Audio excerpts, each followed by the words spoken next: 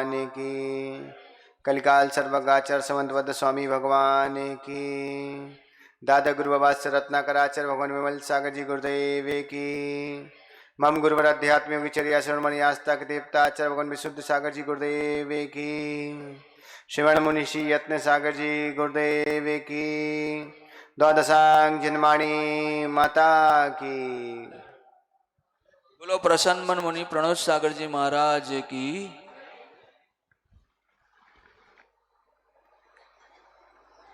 आज पुनः हम सबके महापुण्य का उदय हुआ है। हम सभी इस युग के महान अध्यात्म के राजहंस चरिया शिरोमणि आचार्य गुरु विशुद्ध सागर जी महाराज के आशीर्वाद एवं माँ जिनमाणी की कृपा से अपनी वाचना को प्रारंभ करते हैं। कल अपनी बात चल रही थी निकांक्षित। निकांक्षित मीन्स होता है कोई कांक्षा नहीं करना, कोई इच्छा नहीं करना। निसंकित मीन्स था कि कोई शंका नहीं होना। ठीक है, अब शंका और इच्छाएं दो अलग वर्ड है, तो इसका अर्थ भी भरत भाई क्या है, अलग है। निकांक्षित मीन्स होता है कोई कांक्षा नहीं होना। अब सबसे बड़ी चीज है कि मनुष्य होना और कांक्षा नहीं होना, ये सबसे बड़ी चीज है। कि हम 24 घंटे ही कांक्षाओं से जुड़े रहते, कभी ऐसा करना है, कभी ये करना है, कभी वो करना है, कभी ऐसा हो जाए। तो वो क्या कह रहे, निकांक्षित। कर्मों के उदय से कर्म परवशे शांति दुखे रंत ऋतोदय। कर्मों के उदय आने पर भी और शारीरिक और मानसिक रूप से दुख आने पर भी, उसके होने पर भी परमात्मा से इच्छा नहीं करना। आपको एक बहुत अच्छी घटना याद होगी सबको, अनिल भाई कासलीवाल जी औरंगाबाद। क्या है कि आपको एक घटना याद होगी, सबने बचपन से एक कहानी सुनी है, मेढक की कहानी सुनी कि नहीं? मेढक की कहानी सुनी? क्या है, इधर चा भावेन विमुद मना दुर एवा। मतलब एक भावना लेके मेढक गया भगवान के समोषण में, मनोभावना लेके, ठीक है, कि भगवान के दर्शन करना है। ये तो सबको पता कि नहीं? लेकिन आपको पता इसके पहले की भी कहानी है। वो मेढक हुआ तो हुआ कैसे? जयदीप भाई, उसी राजगिरी नगर में, जिस नगर में राजा सैनिक राज किया करते थे, आप देखो कितने कम समय में व्यक्ति कितनी सारी चीजें उसकी लाइफ में चेंज हो जाती है। एक राजा था जो राजा सैनिक थे और उनकी पत्नी रानी चेलना है, और उनके वहां अभय कुमार जैसा युवराज था। तो वो राज किया करते थे और उसी नगर में एक धनपाल नाम का सेठ रहता था। सेठ का नियम था कि प्रतिदिन सामायिक किया करता था। हमने पहले भी बोला था, एक नियम होना और एक नियम लेना, दोनों में बहुत अंतर होता है। समझ में आ रहा है राकेश भाई? एक नियम होना और एक नियम लेना, दोनों में अंतर होता है। तो अधिकतर क्या है, हमारे नियम होते हैं, हम नियम लेते नहीं हैं। होते क्यों है? क्योंकि किसी गुरुदेव की सभा में आए, गुरुदेव ने कोई बात बताई अजित नाथ जी, और जैसे ही गुरुदेव ने कोई बात बताई हमें अच्छी लगी और हमने नियम ले लिया। ठीक है, ये नियम हो गए हमारे, हमने लिए नहीं है। क्यों? गुरुदेव ने बताया इसलिए हमने लिए। दूसरा, हम आहार देने गए, गुरुदेव ने बोल दिया कि आलू नहीं खाना, 1 साल का छोड़ना पड़ेगा जब आहार लेंगे। तो कई बार तो प्रदीप भाई पता क्या होता है, कई बार तो लोगों को इस चक्कर में लेना पड़ता है कि वहां 25-50 लोग खड़े, वो क्या सोचे आलू नहीं छोड़ पा रहा। फिर उसमें भी लोग बड़ी क्वालिटी से निकालते हैं। क्या होता है, जैसे कोई गुरुदेव के आहार चल रहे और गुरुदेव का नियम था कि आलू का त्याग करोगे तो ही गुरुदेव आहार लेते। फिर आदमी क्या करता, कितनी माया चली, पहले बोलता 1 दिन का, नहीं गुरुदेव नहीं मानते, तो बोलता 1 सप्ताह, नहीं माने, बोले 1 महीने, बोले नहीं माने, फिर बोलता 1 साल। फिर पता क्या करता है, धीरे से पता क्या करते कुछ लोग, बोले हमने तो 1 दिखाया था ना, हमने साल बोली थी ना कुछ बोली थी। होता कि नहीं?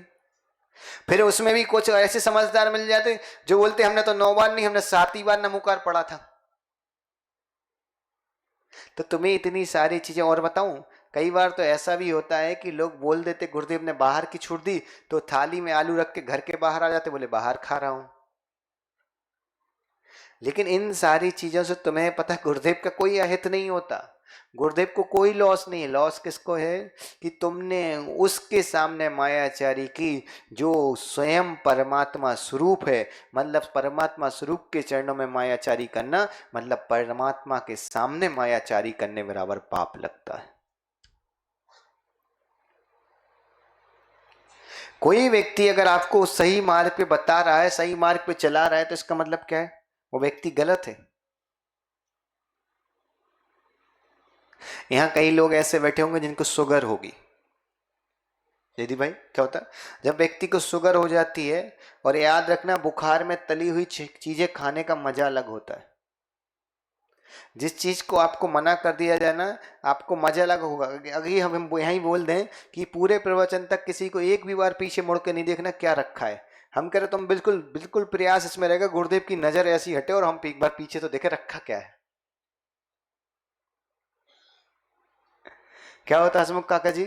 निषेध में आकर्षण होता है। किसी चीज का निषेध करो तो वो चीज अपनी तरफ आकर्षित करती है।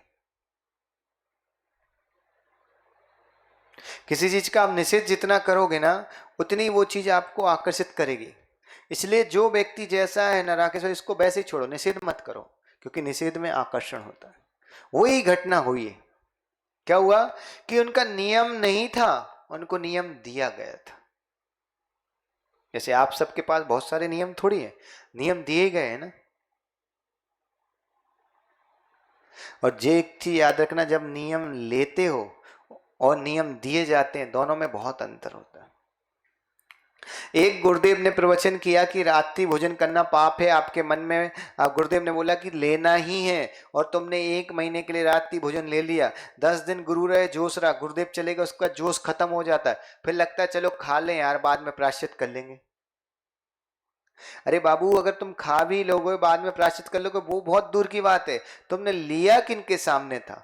और याद रखना कि गुरुदेव को देना पड़े उससे पहले हमारे अंदर भाव आए कि नहीं ये तो अधर्म है, हम कर ही कैसे सकते हो। अगर एक बार तुम्हारे अंदर से भाव आ जाए ना, संसार में एक नहीं 1000 लोग खड़े हो, तुम कभी नियम नहीं तोड़ सकते। लेकिन अंदर से भाव लाना, अभी तुम्हें पता है तुम्हारा धर्म भी क्या है? कांछा सहित है। तुम्हें किसी न किसी को धर्म कराने में तुम्हारे किसी न किसी को सपोर्ट करने की आवश्यकता पड़ती कि नहीं? तुम्हें आहार देने के लिए भी बोलना पड़ता कि बाबू आहार दो। हम नहीं बोले तो घर में पत्नी बोलती, पत्नी नहीं तो मां बोलती कि आहार दो। तुम बिना अंदर से कोई चीज करते ही नहीं हो धर्म की।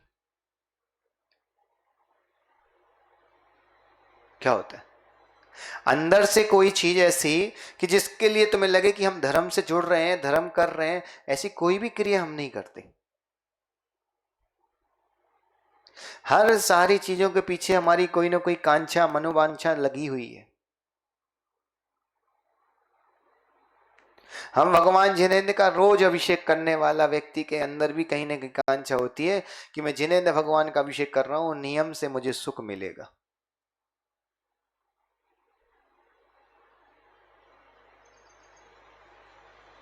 मैं जिनेंद्र भगवान का अभिषेक कर रहा हूं, मुझे नियम से सुख मिलेगा, ये कांछा तुम्हारे मन में है।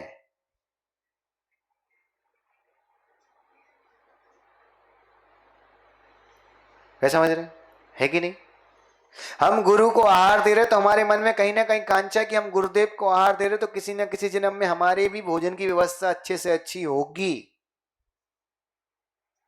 तो इसका मतलब ये नहीं है मामा जी की कोई अभिषेक करना बंद कर दे, आहार देना बंद कर दे। थोड़ी सी कांछाओं को पीछे करना है, और उन कांछाओं को पीछे करने से हमें सम्यक में दृढ़ता आती है। अभी यहां तक बताऊं, हमने भगवान भी बांट लिए हैं। अब जैसे अनिल कासली वाला है औरंगाबाद से, अब इससे बोलो भगवान महावीर स्वामी की जय बोलो। तो पहले ही इसके मुख से एक शब्द अलग जुड़ जाएगा, राजा बाजार के भगवान महावीर स्वामी की जय। तो बाकी भगवान महावीर स्वामी ने तेरे पैसे चोरी कर लिए क्या? क्या है,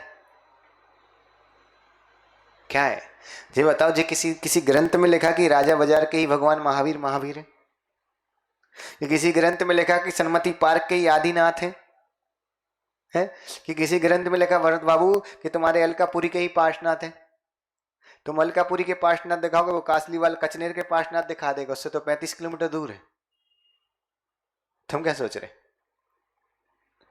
तो ये सारी कांछाएं किसने बनाई?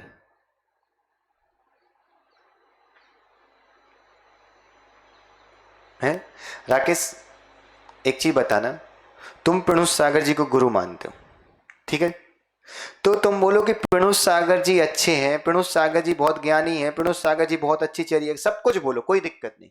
लेकिन अगर तुम बोलते नहीं प्रणुष सागर जी ही है ऐसे हैं, तो ये गलत है कि नहीं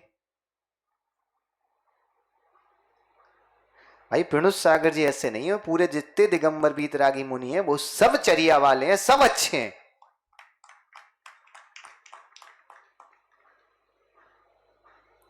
क्या हो रहा है?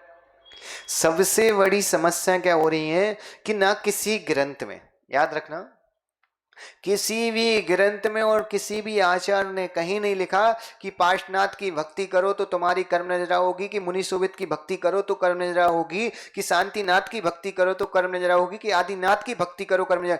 ये हमारी पापी बुद्धि का देन है कि मुनि सुवित नाथ की भक्ति करने से हमारा शनि ग्रह उतरेगा। अरे भाई 24 तीर्थंकर में तुम किसी की भी भक्ति करो, भक्ति करने से तुम्हारा नियम से पाप कटेगा, और जब पाप कटेगा तो तुम्हारे शनि के सारे ग्रह उतर जाएंगे। याद रखना, जो सामत मुनि शोभित में है वही सामत आदिनाथ में और वही सामत महावीर स्वामी में। और ऐसा नहीं कि बड़ौदा के आदिनाथ, दुनिया के कहीं के भी आदिनाथ हो, वो आदिनाथ आदिनाथ ही है। दुनिया का कोई भी वीतरागी परमात्मा, वो चाहे छोटी मूर्ति हो चाहे बड़ी मूर्ति हो, भेद हमारे हैं कि छोटे बाबा की बड़े बाबा। परमात्मा में कभी भी भेद नहीं। हर स्थान का परमात्मा उतना ही ताकतवर है, उतना ही एनर्जीफुल है, उतनी ही ऊर्जावान है जितना तुम्हारे शहर का है। चाहे हिंदुस्तान के किसी भी मंदिर का परमात्मा हो, वो परमात्मा ही है।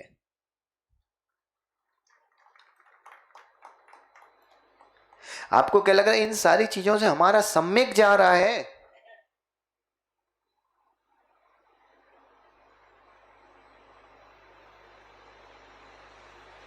कोई कुछ भी बोले, याद रखना, ऐसे गुरु मिल जाए जिनका 60 रस का त्याग है, ये ऐसे गुरु मिल जाए जो पूरे 4-5 रस खाते, ठीक है? त्याग होना वो उनकी पर्सनल व्यवस्था है, लेकिन ऐसा हिंदुस्तान में कोई गुरु नहीं जो 28 के अलावा 30 मूल गुण पालता हो। सभी 28 ही पालते हैं।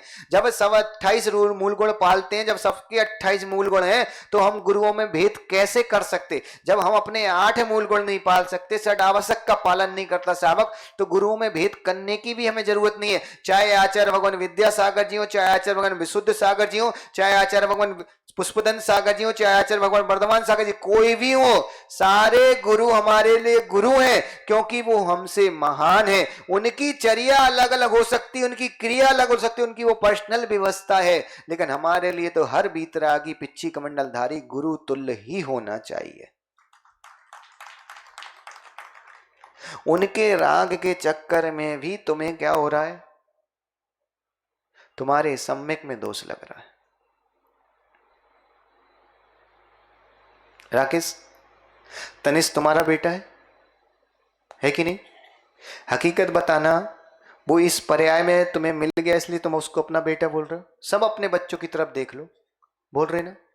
लेकिन कहीं ना कहीं जैन कुल में आने के बाद तुम्हारे दिमाग में कभी ना कभी तो मन में आया होगा कि जिस दिन मेरे प्राण निकलेंगे उस दिन ये सारे संबंध नहीं छूट जाएंगे, है कि नहीं? तो उसी संबंध छूट जाएंगे, इसी भक्ति इसी भावना को लेके ही तो तुम धर्म कर पा रहे हो कि भाई साथ केवल हमारा धर्म जाएगा, हमारे संबंध साथ नहीं जाएंगे।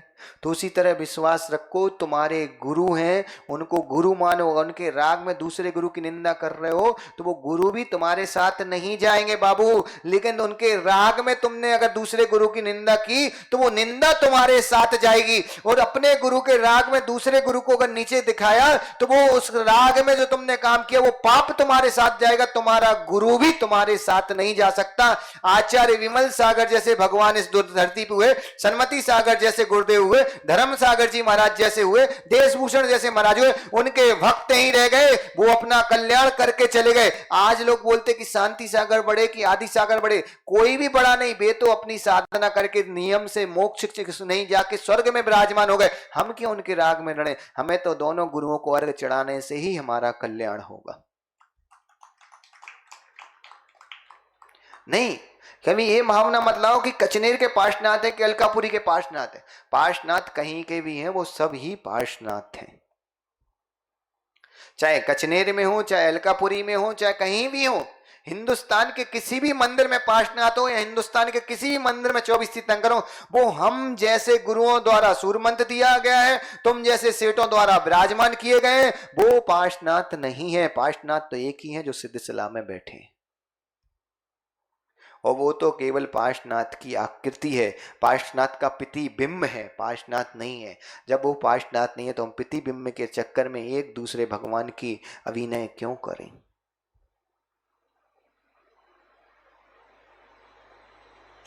सूक्ष्म बात है, पर ऐसा होता कि नहीं? प्रदीप को शांतिनाथ भगवान दिखे तो कौन से दिखते? दिखे, कोई दिक्कत नहीं। जब भी आप आंख बंद करो आपको अपने मंदिर के पार्श्वनाथ दिखे, अपने मंदिर के शांतिनाथ दिखे, उसमें कोई दिक्कत नहीं। लेकिन तुम ये मत बोलो कि पार्श्वनाथ मतलब कचनेर के ही पार्श्वनाथ, पार्श्वनाथ मतलब अलकापुरी के पार्श्वनाथ, पार्श्वनाथ मतलब कारेली बाग के पार्श्वनाथ। नहीं, पार्श्वनाथ तो कहीं के भी हो, वो सब ही पार्श्वनाथ हैं। किसी भी पार्श्वनाथ के सामने जाके पूजा करो, तुम्हारी कर्मों की निर्जरा होगी। कांक्षाएं क्या कर रही हैं? कभी किसी पार्श्वनाथ के चरणों में हम गए और वहां हमने कुछ भावना भाई, और भावना पूरी होगी तो उनके प्रति हमारी क्या होती? श्रद्धा बन जाती। हसमुख जी, कभी भी भगवान तुम्हारी कोई भी भावना सुनता ही नहीं है। परमात्मा बराबर बैरा इस दुनिया में और कोई नहीं है। अगर वो तुम्हें सुनने बैठ जाए तो वो अपनी निज आत्मा को कभी ना सुन पाए। क्योंकि आप सोचो कि जो लोग तुम्हें नहीं सुनते, जब तुम अकेले में बड़बड़ाने की आदत होती, जब तुम्हें पता चल जाए कि परमात्मा सुन रहा है, फिर तुम कितना सुना डालोगे? तुम्हें क्या लग, तुम छोड़ोगे उसको? जब बेचारा नहीं सुनता है नरेंद्र भाई, जब तुम इतनी बार सुनाते हो, अगर वो सुनने लग जाए तो कितना सुनाओगे?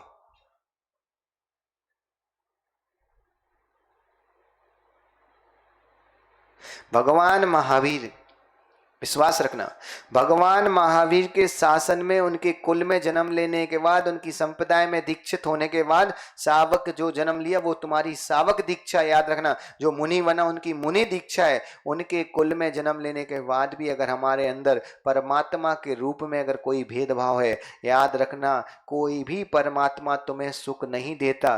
तुम जो परमात्मा की भक्ति करते हो, वह भक्ति ही पुण्य रूप में परिवर्तित होती। इसका मतलब हुआ हमारी भक्ति ने ही हमें सुख दिया, परमात्मा ने सुख नहीं दिया। भगवान महावीर के शासन में आने के बाद हमें इस बात की दृढ़ता होनी चाहिए कि हमारी भक्ति जो है वो ही हमारे लिए सुख लाती है, परमात्मा सुख नहीं लाता। परमात्मा तो केवल निमित्त मात्र है, और निमित्त को निमित्त ही रखो। उसको इतना मत मान लो कि हम परमात्मा के नाम पे ही लड़ना शुरू कर दें।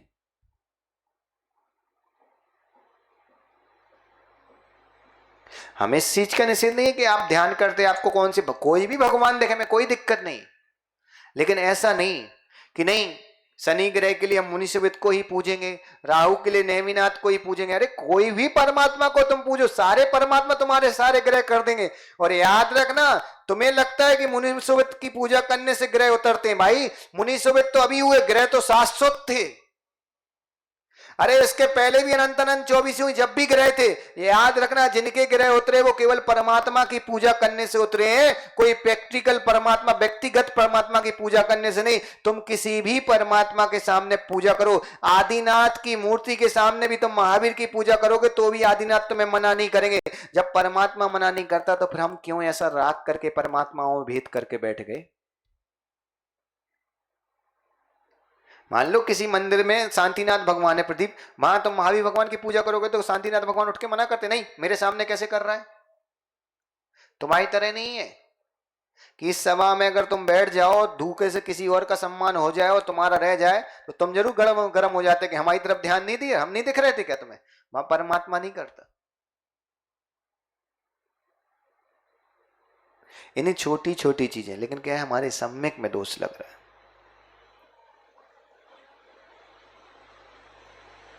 कोई भी नरेंद्र भाई बोले कि जे गुरु गुरु हैं, याद रखना उनसे बोलना कि मुझे नहीं पता कौन गुरु, मुझे तो इतना पता कि जिनके हाथ में पिच्छी कमंडल है वो मेरे लिए गुरु हैं।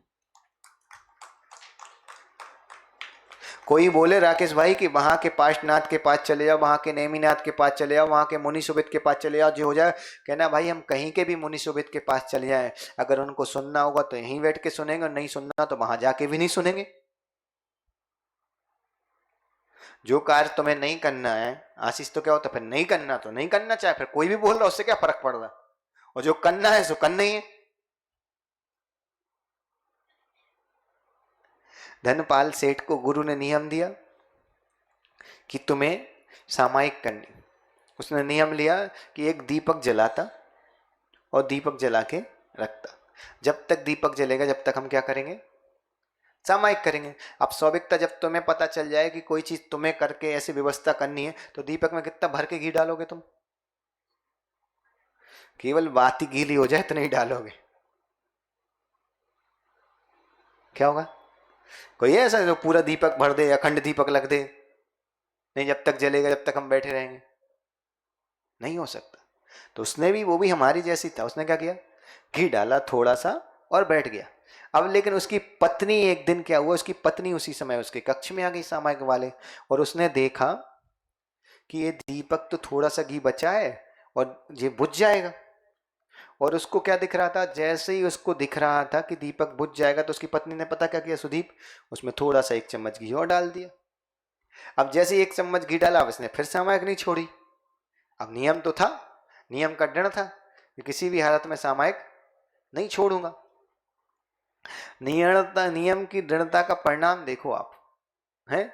फिर उसकी पत्नी आई कि देखो मेरा पति कितनी अच्छी तरीके से सामायिक में बैठा है, कितने अच्छे से ध्यान कर रहा है, चलो इसको काय को दीपक का विकल्प हो। तो उसने फिर दोबारा 1 चम्मच डाल दी। अब सोचो कैसा हो रहा है। फिर तीसरी बार उसने फिर 1 चम्मच डाल दी। ऐसा 4-5 बार डाला। अब 4-5 बार चम्मच चम्मच घी डालो तो 15-15 मिनट बढ़ते। ऐसे करके जो व्यक्ति को 10 मिनट सामायिक करनी थी वो सामायिक 1.5-2 घंटे की पहुंच गई। अब 1.5-2 घंटों की सामायिक पहुंच गई और उसको लग रही थी वहां प्यास। उसको क्या लग रहा था, एक बार दीपक बुझ जाए तो मैं क्या करूं, पानी पी लूं। अब बुझा भी नहीं सकता था तो सामायिक करते करते लंबी लंबी सांसें, कहीं सांस की हवाई से बुझ जाए। लेकिन घी का दिया ऐसे थोड़ी बुझ जाता है। और कई बार ऐसा होता है जिस दिन समय अग्नि लग जाए, छोटी सी कपड़े में लग जाए, कहीं लग जाए, उस समय पता चला वो बुझे ना जब बुझाना होती, और जब नहीं बुझाना तो पता चला जलाते रहो जलती नहीं है परमेश्वरी। तो क्या हुआ, अब वो बुझाने का प्रयास किया, वो बुझे ही नहीं। और जब वो बुझे नहीं तो क्या हुआ, वह व्यक्ति उस पानी की प्यास के चक्कर में पत्नी घी डालती रही और वह बैठा रहा। उस संक्लिष्टता में उसके प्राण चले गए। क्या हुआ, उस संक्लिष्टता से उसके प्राण चले गए। और मरने के बाद वो अपने ही घर की बावड़ी में मेढक हुआ। क्या हुआ, अब अपने घर की बावड़ी में मेढक हुआ। धीरे धीरे मेढक हुआ, थोड़ा सा जब बड़ा हुआ तो बार बार वो चल के अपनी पत्नी के पास आए, अपनी पत्नी के ऊपर आए। जब 10-12 दिन का हो गया, मेढक बहुत परेशान करने लगा। पत्नी अहिंसक थी, मान नहीं सकती थी, वो बार बार उसको बावड़ी में छोड़ दे, लेकिन वो बार बार निकल के अपनी पत्नी के ऊपर कूदे। फिर एक दिन नगर में अवधि ज्ञानी मुनिराज आए। उनने पूछा पत्नी ने मुनिराज से कि महाराज एक मेरे घर की बावड़ी में मेढक है, वो मेरे ऊपर बार बार आता। तो पत्नी को मुनिराज का बोलते वो कोई मेढक नहीं, तुम्हारी पूर्व पर्याय का पति है। और उसने पूरी कहानी बता दी कि ऐसे ऐसे हुआ। अब पत्नी ने पता क्या किया, उसको समझाया कि देख तूने पूर्व पर्याय में शरीर से राग किया, मुझसे राग किया तो मेढक हुआ। अब मेढक होके तो कम से कम जिनेंद्र भगवान की भक्ति अच्छे से करो। तो वह मेढक धीरे धीरे भक्ति में लगता गया। एक दिन की घटना हुई कि भगवान महावीर स्वामी का समोषण आ गया। और जैसे ही भगवान महावीर स्वामी का समोषण आया तो राजा सैनिक ने पूरे में धुंधी भी बजवाई कि भाई भगवान महावीर का समोषण आया, हर किसी को भगवान के समोषण में दिव्य देशना सुनने जाना है। और उसके मन में भी एक विचार आया, क्या? उसके मन में भी एक विचार आया कि भगवान का समोषण आया है तो हमें भी भगवान की दिव्य देशना सुनने जाना है। उसने जैसे ही मैं बावड़ी से बाहर आया, उसने देखा सुख जी कि कोई भी व्यक्ति खाली हाथ नहीं जा रहा। जी हमारी परंपरा है कि हम गुरुओं के पास कभी भी आते खाली हाथ आते। हमेशा पहला दर्शन जब गुरु का करो या परमात्मा का करो, हमेशा हाथ में द्रव होने चाहिए, कोई सामग्री होनी चाहिए। खाली हाथ ना गुरु के चरणों में जाना, ना परमात्मा के चरणों में जाना। हम संसार में हमारा एक दामाद आता, उसको हम खाली हाथ घर से नहीं भेजते, तो हम तो परमात्मा के पास जा रहे, खाली हाथ कैसे उनके पास जा सकते? तो उसने देखा कि सब लोग द्रव लेके जा रहे। राकेश भाई, उसने क्या देखा? द्रव लेके जा रहे। उस मेढक ने क्या किया, एक कमल की पंखड़ी मुंह में दबाई। कमल की पंखड़ी, समझ रहे? पूरा कमल नहीं, ओनली एक पत्ती, क्योंकि मेढक पूरा कमल तो उठा ही नहीं सकता। एक पत्ती मुंह में दबाई और भगवान के चरणों में ले जाके चढ़ाने लगा, के लिए बढ़ दिया। अब हमारा वहां जयदीप जैसा होता ज्ञानी तो पता क्या बोलता, कैसा पापी मेढक है, फूल ले जा रहा और ऊपर से झूठा करके मुंह में फंसा के। जी हम जैसे पापियों को दिखता है वो पापी नहीं है। अरे भगवान के चरणों में चाहे तुम फूल चढ़ाओ चाहे कांटे चढ़ाओ, उन्हें कोई फर्क नहीं पड़ता। वो तुम्हारे ना फूल देखते ना तुम्हारे श्रीफल देखते, वो तो केवल तुम्हारे भक्ति के भाव देखते हैं। और याद रखना, ना फूल चढ़ाने से निर्जरा होती है ना बिना फूल चढ़ाने से निर्जरा होती है। निर्जरा तो केवल तुम्हारे जो सिद्धा के भक्ति है उससे होती है। सही बता रहा हूं? विश्वास रखना प्रदीप, चाहे तुम चाहे सूखे फल चढ़ाओ चाहे गीले फल चढ़ाओ, उनसे निर्जरा नहीं होती। निर्जरा तो केवल तुम्हारी भक्ति से होती है। और हम जैसे पापी, जैसे बुद्धि वाले, कोई फूल का निषेध कर रहा है, कोई फूल चढ़ाने में समर्थन कर रहा है, इसमें समय बर्बाद कर रहा है। और इस समय बर्बाद करते करते समाज को इतने टुकड़ों में तोड़ रहे हैं, इतने टुकड़ों में तोड़ रहे हैं। जो याद रखना, जो बोले कि फूल चढ़ाना गलत है और जो बोले फूल चढ़ाना सही है, याद रखना वे दोनों ही समाज को तोड़ रहे हैं। ना फूल चढ़ाना सही है ना फूल चढ़ाना गलत है। केवल सही तो भगवान के चरणों में भक्ति है, सिद्धा है और समर्पण है, वो तुम्हारी निर्जरा कराती। जिसको जो पसंद है वो चढ़ाओ भाई, जिसके पास जो उपलब्ध है वो चढ़ाओ। चढ़ाने से कोई पुण्य नहीं लगता, पुण्य तो केवल तुम्हारी भक्ति पूर्वक चढ़ाने से लगता है।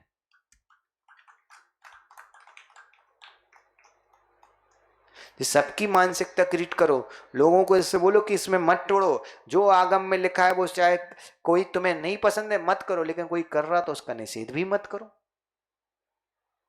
अब अशोक जी हैं, अब वो बोल रहे कि नहीं हम तो प्रसन्न सागर जी को आहार देते तो वही है, बस वो उनके ही आहार आहार है, बाकी किसी के आहार नहीं है। तो बाकी मुनिराज का मर जाए, उपास कर ले। ऐसा नहीं होता। सारे गुरु को आहार देना, चाहे तुम विद्यासागर जी को आहार दो, चाहे विशुद्ध सागर जी को आहार दो, चाहे किसी मुनि को आहार दो। याद रखना, मुनि को आहार देने से पुण्य लगता, मुनि के चेहरा देख के आहार देने से कभी पुण्य नहीं लगता। आहार देने के प्रति जो तुम्हारी भक्ति होगी, जो तुम्हारा समर्पण होगा, वो तुम्हें पुण्याश्रय कराता है। कोई गुरु तुम्हें पुण्याश्रय नहीं कराता है। उस मेढक भी आगे जब चला और एक पंखड़ी लिए हाथ मुख में, और जब वो धीरे धीरे चल रहा था, राजा सैनिक भी अपने हाथी पे चल रहा था। पूरी घटना को अच्छे से समझना, एक एक पार्ट को बिल्कुल दिमाग में रखना। और उस घटना में क्या हुई, राजा सैनिक जैसे ही वहां पहुंचा, तो राजा सैनिक रास्ते में हाथी पे जा रहा था, वह मेढक जा रहा था। अब एकदम भीड़ जब राजा सैनिक आई तो मेढक इधर उचके कभी उधर उचके बेचारा, और उचकते उचकते जैसी उसने उचका और वहां से एक हाथी राजा सैनिक जिस पे बैठा था उसका पैर उस मेढक पे पड़ा और मेढक मर के तड़ाम वहीं चटनी फंस गई। एक छोटा सा मेढक कहाँ हाथी का वजन। लेकिन किस भावों से गया था? अच्छे भावों से, भक्ति के भावों से, सिद्धा के भावों से गया। और वह जैसे ही राजा सैनिक फिर समूषण में पहुंचता है और वहां समूषण में जब जैसे भगवान को नमस्कार करता है 3 प्रदक्षिणा लगाता है, वो भी अपने जैसे ही था, इधर उधर देखने वाला। भगवान नहीं दिख रहे थे उसको। उसको जैसे हम जाते ना मंदिर में कांच लगे हो तो 1-2 बार अपना मुंह देख ही लेते कि नहीं? मंदिर में लोग, तुम्हें क्या लगता है जितने कांच लगे रहते, जो सारी चीजें लग रही थी, वो क्या है? लोग जाते वहां जरूर मंदिरों में अच्छे अच्छे सुंदर सुंदर रत्न लगाया करो, सुंदर सुंदर कांच लगाया करो, और इसलिए लगाया को पता चल जाए कि कितने भक्त आए हैं और कितने शरीर के पुजारी आए हैं। वहां मंदिर में 3 तो परिक्रमा देते, ऐसे नहीं कि 108 देते, 3 तो देते हैं। वो भी उसमें भी स्पीड में, इतनी स्पीड में देते, ना नीचे देखते कि चीटी है, ना ऊपर देखते, ना भगवान तो उनको देखते नहीं। उसमें आईने में धीरे से परिक्रमा के पीछे साइड वाले हिस्से में क्या जाके बेदी की तरफ ध्यान नहीं रहता, उनका ध्यान रहता है आईने की तरफ। चेहरा मेरा ठीक लग रहा है, कंगी मंगी ठीक लग रही। अब बताओ इनसे बोलो कि भाई जो चरम को देखता है वो चरम ही क्या कहलाते? चरम खोर कहलाते हैं, जो चरम को देखते हैं। चरम के पुजारी नहीं हो तुम, परमात्मा के पुजारी हो। परमात्मा की भक्ति करो, अपने इस चरम को मत देखो। चरम को देखने वाला चरमकार कहलाता है और परमात्मा को देखने वाला भक्त कहलाता है। मंदिर में आके भी अगर तुम अपनी चमड़ी को देख रहे हो, अपनी सुंदरता को देख रहे हो, इसका मतलब क्या? कितना सा समय हम मंदिर में देते, उसमें भी हम परमात्मा को नहीं देख पाए। और कमेटी को जरूर लगाना चाहिए, नहीं है बस बिल्कुल जरूर लगाओ, उससे पता चल जाए कि कितने भक्त आ रहे हो, कितने चरमकार आ रहे। उस व्यक्ति ने जैसे ही राजा सैनिक ने घूमा और उसको एक देव ऐसा दिखा जिसके मुकुट पे मेढक का चिन्ह था। और जैसे ही मेढक का चिन्ह देखा तो उसके मन में आया प्रदीप भाई कि हमने इतने देव देखे लेकिन ऐसा देव पहले ही बिल्ला देखा जिसके मुकुट पे मेढक का चिन्ह। उसको कुछ समझ में नहीं आया मदन भाई कि जी क्या लफड़ा है कि मेढक का चिन्ह है। उसने भगवान गौतम स्वामी से प्रश्न किया। गौतम स्वामी ने पूरी घटना बताई कि ये पहले ऐसे सेठ था, सेठ से मर के मेढक हुआ, मेढक बन के भक्ति के भाव से यहाँ आया और तुम्हारे हाथी के तले मरा, और देखो तुम बाद में आ पाए, वो देव भी बन गए और देव बन के वहां स्वर्ग से आ गए। राजा सैनिक के मतलब 20 दिन में आदमी 3 पर्याय में आ गए। हम तुम्हें ये बताना चाह रहे, पर्याय बदलते देर नहीं लगती। कहाँ वो सेठ था कुछ दिन पहले, कुछ दिन बाद मेढक हो गया और अब देव हो गया। सोचो कि एक उसकी पत्नी वही है, उसके नगर का राजा वही है, भगवान महावीर भी वही रहे, लेकिन उस सबके देखते देखते उसने 3 पर्याय बदल ली। तो तुम्हें क्या लग रहा है जिनको तुम अपना मान के बैठे हो, याद रखना कि वो वहीं रह जाएंगे और तुम पता चला उनके ही शरीर में सम्मोचन जीव बन के बैठ जाओगे। तो अब कांक्षाएं करो तो काय की करो कि प्रभु मुझे मोक्ष मिल जाए। क्या स्वर्ग की कांक्षा करना?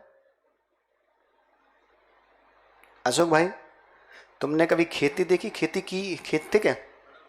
खेती की, बहुत बढ़िया, तुम अच्छे मिल गए हमें। चलो 6 साल से खेती कर रहे थे, तो अभी भी कर रहे हो। तो तुम खेती काय के लिए करते हैं मुझे बताओ, क्या बोते हो खेत में? क्या बोते हो? अच्छा गेहूं बोते हो। चलो गेहूं पकड़ लो, ठीक है। गेहूं बोते ना, तो अशोक भाई गेहूं इसलिए बोलता है कि उसको भूसा मिल जाए, है ना। गेहूं इसलिए बोते ना भूसा मिल जाए, कि गेहूं मिल जाए। भूसे की तरफ अपेक्षा से कभी बोए? काय के लिए बोते? एक समझना, एक किसान खेत में बीज डालता है। अशोक जी को पकड़ लो, अशोक जी अपने किसान, इनने खेत में बीज डाला। हमने इनसे पूछा कि खेत में बीज डाला, गेहूं डाला, तो गेहूं पाने के लिए डाला कि भूसा मिल जाए? अरे भाई जब गेहूं के लिए तुम बीज डालोगे तो गेहूं मिलेगा, लेकिन उसके साथ फ्री में भूसा मिलेगा कि नहीं? उसी तरह तुम परिवार का सुख है, शरीर का सुख है, स्वर्ग आदि है, ये भूसे तो लें। तुम भगवान के पास, देवशास्त्र गुरु के पास केवल मोक्ष रूपी गेहूं पाने के लिए जाओ, तुम्हें स्वर्ग आदि का भूसा तो अपने आप प्राप्त होगा। जो किसान को गेहूं के साथ भूसा मिल सकता है, तो यदि हमारा तीन लोक का नाथ है, यहां मोक्ष की अभिलाषा लेके जाओगे तो तुम्हें स्वर्ग रूपी भूसा वैसे ही मिल जाएगा बाबू। अरे बहुत सारी चीज, कपास के साल तुम्हें तेल मिल जाता है, फिर तेल निकलने के बाद उसकी खली मिल जाती है, उसका बीज मिलता है, हर चीज का है। जितनी भी जो छोटी चीजें सब भूसे तुल्य हैं, तो याद रखना तुम्हारी गाड़ी घोड़ा बंगला मेटर परिवार, ये सब सब कुछ भूसा तुल्य है। केवल अगर शुद्ध धान है तो वह मोक्ष है। तो मोक्ष की इच्छा लेके परमात्मा के पास जाओगे तो तुम्हें भूसा तो वैसे ही मिलेगा।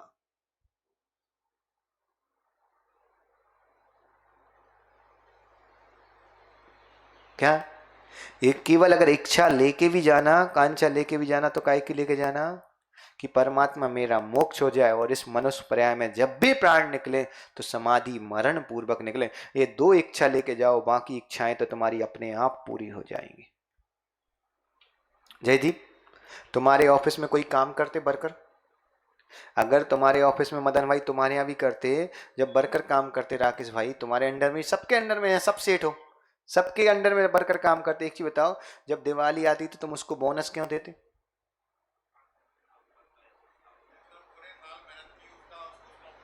फल देते कि नहीं? आप सोचो कि और अगर मालूम चल जाए उसके बच्चे की शादी है, बेटी की शादी, तो तुम मदद करते कि नहीं?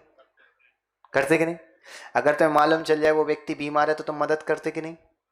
अरे आप स्वयं सोचो, हम जैसा इंसान जिसके जी से पैसा नहीं छूटता, पैसे को प्राण समझता है, लेकिन ईमानदारी से अगर हमारे यहाँ कोई नौकर ईमानदारी से काम करता है जिसके कारण हमें प्रॉफिट होता है, तो हम उसको दिवाली पे भी बोनस देते, होली पे भी बोनस देते, रक्षाबंधन पे भी गिफ्ट देते, सब देते कि नहीं?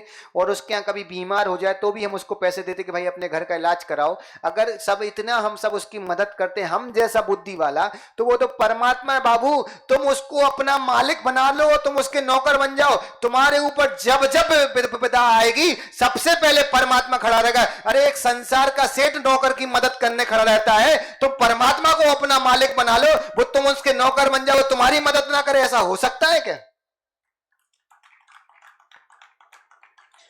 लेकिन उसको मालिक बनाना पड़ेगा। अभी क्या लगता है हम ही मालिक हैं।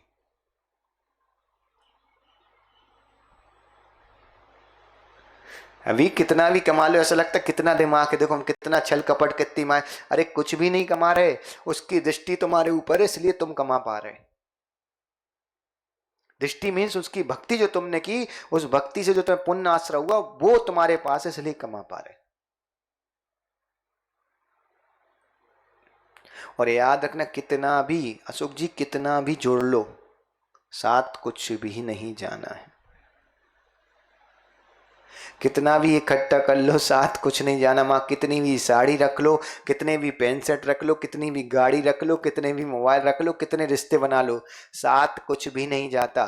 मरने के बाद अगर कोई साथ जाता है तो जो देव शास्त्र गुरु के चरणों में हमने अच्छे कार्य किए वो कार्य साथ जाते, और इनको छोड़ के जो हमने बुरे कार्य किए वो बुरे कार्य हमारे साथ जाते। तो याद रखना, हमें जो कुछ मिलता है अच्छा, वह देव शास्त्र गुरु की कृपा से ही मिलता है। इतना वैभव सब कुछ, और हम कांक्षा परमात्मा से। आज से कभी भी अशोक जी कभी भी मंदिर जाओ, कितना भी कुछ हो जाए, परमात्मा से मांगना ही नहीं। अरे हम उससे क्या मांगे, उसके ज्ञान पे हमें डाउट है क्या? उसको सब पता है कब हमारा क्या हो रहा हो क्या नहीं हो रहा, वो सब जानता है हसमुख जी। वो ये भी जानता है कि तुम बाड़ी के मंदिर में आके रोज शांति धारा करा, उसको सब पता है। और तुम बता दोगे तो वो सुनता नहीं, उसको पहले से सब पता है। तुम्हें तो ये भी नहीं पता कि तुम्हें अभी घर जाके खाने में क्या मिल रहा, उसको तो ये भी पता कि अगली साल इसी तारीख पे तुम्हें क्या मिलना है। उसके ज्ञान में सब आ रहा, पता सुख जी अभी घर जाके क्या मिलेगा तुम्हें, लेकिन उसको पता है कि नहीं? उनके ज्ञान में सब आ रहा। तो हमें उनसे क्या मांगना, उनसे कुछ नहीं मांगना, उनसे कोई कांक्षा नहीं। और हम कांक्षा नहीं करेंगे तो हम निकांक्षित अंग के धारी सम्यक दृष्टि हो जाएंगे। हैं? हमारी बुद्धि इतनी छोटी सी तो है उस बुद्धि में भी हम मांगना मांगना मांगना मांगना शुरू करते हैं, तो बताओ हम क्या भिखारी हैं क्या? अरे जैन कुल मिल गया, हमें मनुष्य पर्याय मिल गई, मनुष्य पर्याय में पूरा शरीर मिल गया, साथ रहने के निभाने के लिए पत्नी मिल गई, अच्छे संस्कार के साथ बच्चे मिल गए, अच्छे संस्कार वाले, गाड़ी है, घोड़ा है, और क्या मांगना परमात्मा? अब तो ये मांगो कि ये सारी चीजें मिलने के बाद परमात्मा वो बुद्धि दे दो कि ये सारी चीजें तो तुम्हें भी मिली थी, लेकिन तुम्हारे पास एक बुद्धि थी जो तुमने इन सारी चीजों को छोड़ दिया था, हमें भी वो बुद्धि दे दो कि हम भी इन सारी चीजों को छोड़ दें, क्योंकि हमें भरोसा है कि आपने छोड़ा। इसका मतलब क्या है कि ये सारी चीजें साथ नहीं जाती, जो आपने पकड़ा वो ही साथ जाता, तो हमें भी वो बुद्धि दो कि हम भी उस चीज को पकड़ सकें।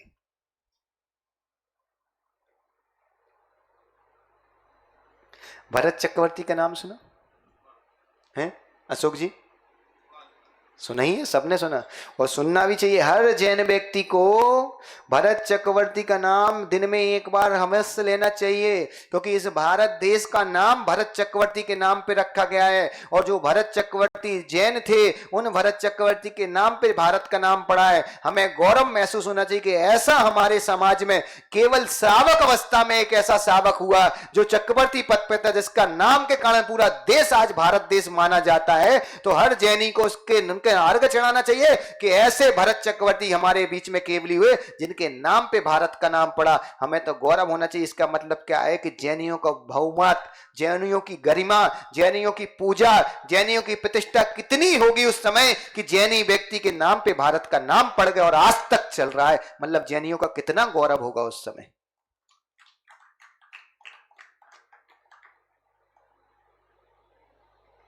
है कि नहीं? तो वो भरत चक्रवर्ती अनिल क्या हुआ, भरत चक्रवर्ती के पास कितनी 96,000 रानियां, इतना सुख वैभव, और किसी ने एक बार हल्ला कर दिया कि भरत चक्रवर्ती को सारा वैभव होते हुए भी उन्हें कोई इच्छा नहीं रहती, उनके मन में कोई जोड़े नहीं है। तो एक बढ़िया ज्ञानी बुद्धि वाला जीव है भाई पहुंच गया। भाई पहुंच के क्या होता भरत भाई, जैसे वह पहुंचता है तो वहां देखते हैं कि भरत चक्रवर्ती बढ़िया राज सिंहासन में बैठा है।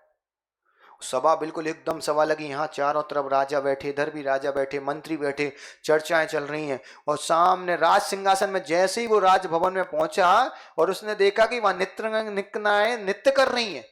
बोले कैसा बैरागी कि सामने नृत्य चल रहा है और जी कह रहा बैरागी, 96,000 रानियों को रख के बैठा है बैरागी। अरे एक यहाँ तो एक नहीं छूटती, वो भी काली कलुटी, और वो 96,000 रख के बैठा और कह रहा कि बैरागी। उसने भरत चक्रवर्ती से सीधा हिम्मत करके प्रश्न कर लिया। भरत चक्रवर्ती बोले तुम सही कह रहे हो कि मैं तीव्र रागी हूं, मेरे से नहीं छूट रही, लेकिन मैं तुम्हें बताता हूं कि छूटेंगी कैसे। मेरे से नहीं छूट रही, मैं तुम्हें बताता हूं छूटेंगी कैसे। हम लोगों के पास साथ भी यही समस्या, जब कोई तुमसे लड़ने आए, कुछ तेज बोलने आए, उसको बोल दो भैया तुम ठीक कह रहे हो, तुम ही सही हो, हम तो गलत हैं। हमें बता दो हम सही कैसे हो जाएं। हम क्या करते, उसको समझाने लगते। उसको मत समझाओ, अगर वो समझदार होता तो पहली बात तुम्हारे पास आता ही क्यों? मतलब तुम्हारे पास आया तो उसने पहले बता दिया कि हम समझदार नहीं है, किसी भी विषय में हो संसार। तो भरत चक्रवर्ती बड़ा समझदार था, उसने कहा कि हमारे पास आया इसका मतलब ये समझदार नहीं है। व्यक्ति को डाउट कहाँ होती, शंका कहाँ होती है? जहाँ ना समझदारी होती, जहाँ समझदारी होती वहां कोई शंका होती क्या? ज्ञानी व्यक्ति कभी मूर्खता जैसी बातें करे तो ज्ञानी कहलाएगा क्या? मूर्खता जैसी बातें कौन करेगा? जो अज्ञानी होगा। तो भरत चक्रवर्ती समझ गया जी अज्ञानी जब तो मूर्खता जैसी बातें करे। भरत चक्रवर्ती बोले एक काम देता हूं, तुम अब आ तो गई हो मेरे भवन में, तो एक काम करो, मेरी रानियों के मुख तो देख के आओ कितने सुंदर हैं। राकेश भाई क्या बोला? चक्रवर्ती था भाई, कोई छोटी मोटी बुद्धि थोड़ी थी। है?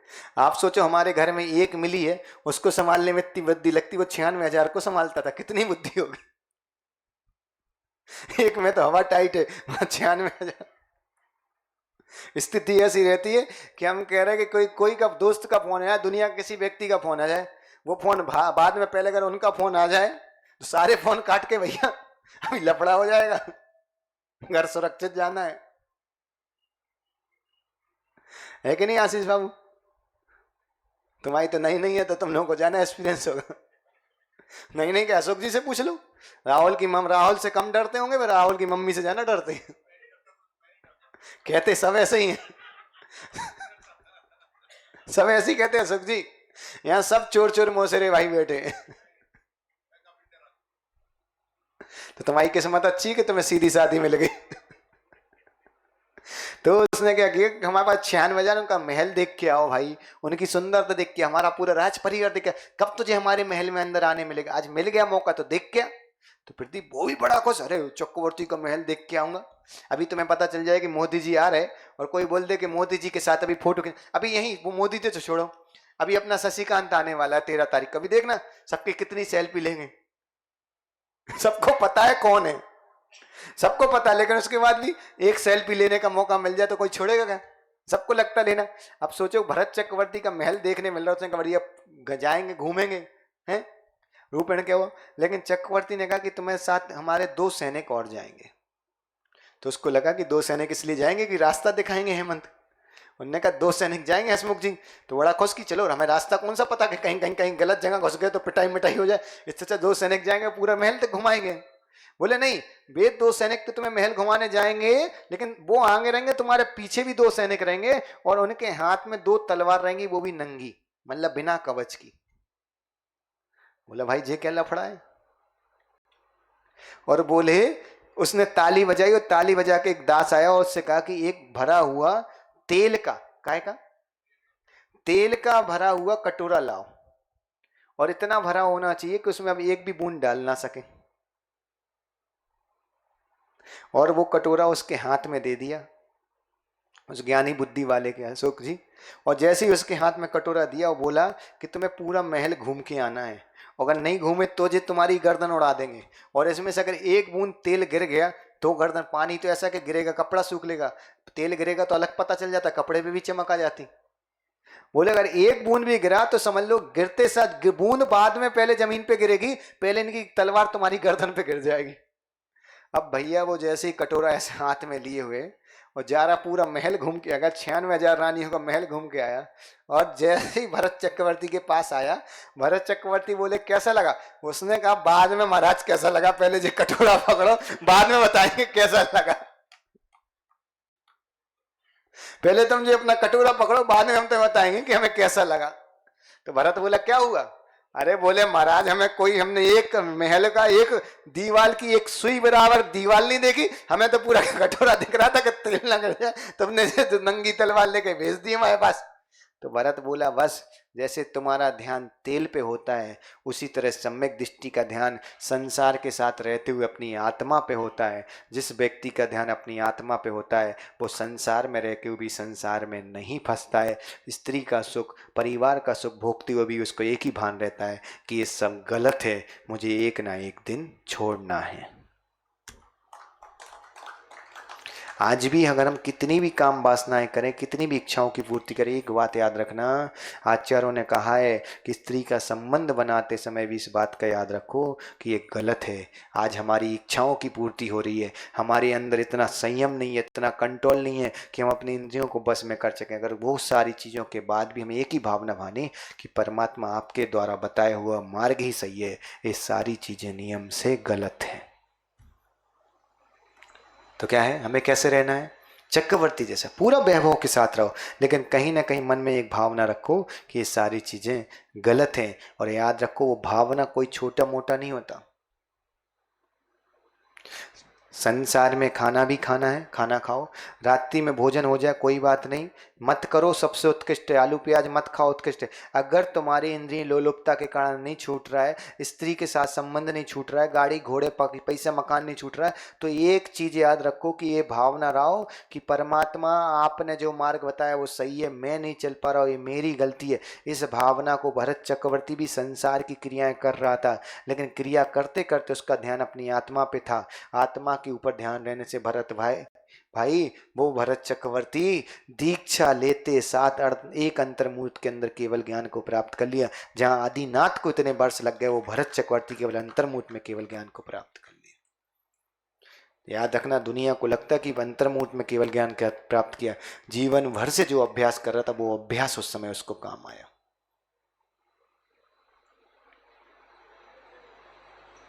तो ऐसे निकांक्षित, कोई भी कांक्षा नहीं। अब परमात्मा के पास जाके कोई कांक्षा नहीं, कांक्षा केवल एक ही कि परमात्मा मुझे मोक्ष मिल जाए और मेरी समाधि हो जाए।